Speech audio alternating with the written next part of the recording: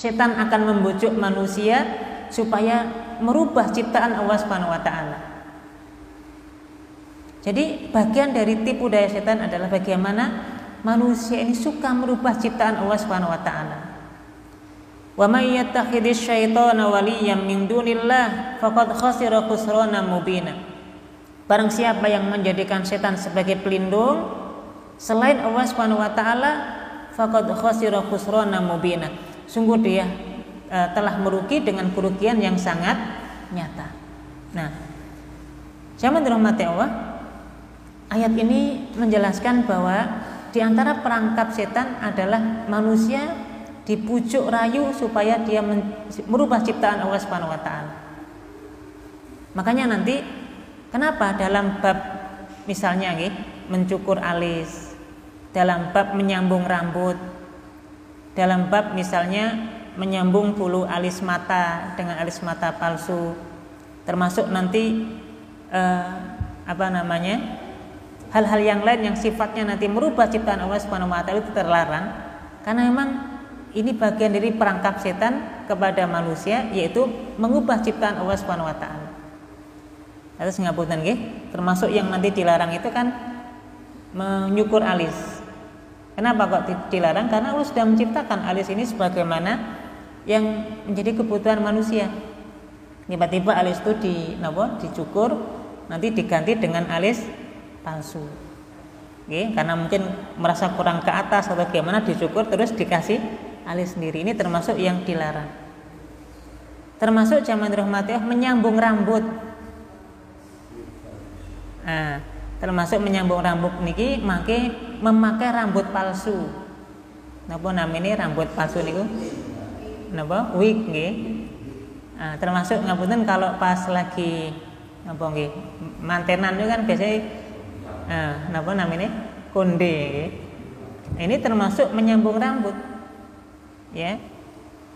Dan nanti disampaikan la'anallahu alwasilat wal mustawsilat. Allah Subhanahu wa taala melaknat orang yang menyambung rambut dan orang yang minta disambung rambut.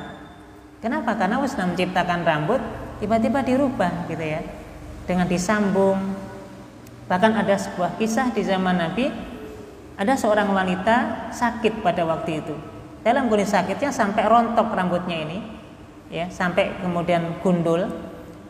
Tentu ketika dia mau menikah dengan calon suaminya, ingin kelihatan cantik, ingin kelihatan bagus di hadapan suami. Kemudian salah satu keluarganya mengusulkan supaya dia menyambung rambutnya menggunakan rambut palsu. Ketika sampai kabar hal tersebut kepada Nabi Sallallahu Alaihi Wasallam, Nabi mengatakan la'anallahu alwasilat wal mustawsilat. Allah Subhanahu wa taala melaknat orang yang menyambung rambut, yang profesinya menyambung rambut, wal mustawsilat, dan orang yang minta disambung rambutnya. Dua-duanya mendapatkan laknat Allah Subhanahu wa taala. Dan kaidah dalam dosa, di antara dosa besar adalah lafaz-lafaz yang disampaikan dalam Quran maupun dalam hadis. Suatu perbuatan kalau itu dilakukan mendatangkan laknat, baik dari laknat Allah Subhanahu wa taala maupun laknat Rasulullah sallallahu alaihi wasallam, maka ini termasuk dosa besar. Maka tidak dibolehkan menyambung rambut, menyambung bulu mata atau memasang bulu mata palsu. Yang selalu tahu mboten para jamaah. Sami nggih, biasanipun supaya tampil cantik, tampil menawan di hadapan orang, bahkan biasanya kalau pas lagi dirias jadi pengantin atau mungkin karnavalan atau apa misalnya nggih. Itu kan salah satunya dilakukan adalah menyambung atau memasang bulu alis palsu. Yang selalu tahu mboten? Ini juga termasuk yang tidak dibolehkan karena termasuk kategori menyambung rambut. Jadi menyambung rambut itu baik rambut yang di atas maupun rambut yang ada di alis. Nah, ya.